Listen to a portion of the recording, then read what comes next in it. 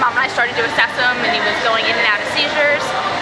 And then I went to the front desk and I grabbed the AED, and we started, as soon as I got back with the AED, we saw he went into cardiac arrest. So he was in between cardiac arrest and seizures for a good 20 minutes.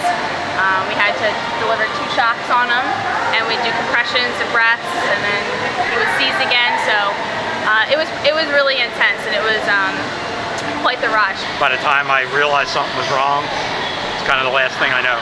Next thing I know, I woke up on the floor looking up at the 2 that you were just interviewing. Was it Leanne and what's your Deneen? Deneen and Leanne. Yeah.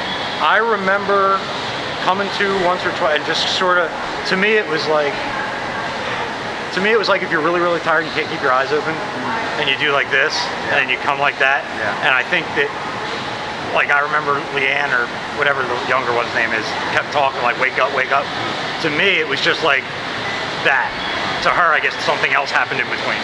This was like they call it VFib, ventricular fibrillation. It's a thing where your heart beats so fast that it can't actually beat. It almost tremors instead of beats, that it's so fast, and it can't pump blood, so you don't get any to your head, so you get dizzy and you pass out. And the only thing that can fix it is that defibrillator they had. You can CPR, from my understanding, you have to check with them.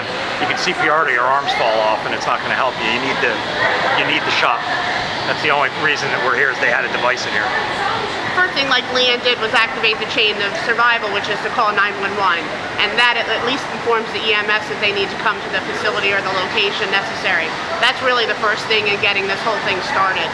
And then applying the compressions and the breathing is to try to get him the oxygen that is needed so that his heart can continue to pump and that oxygen can continue to flow to his brain and to the rest of his body.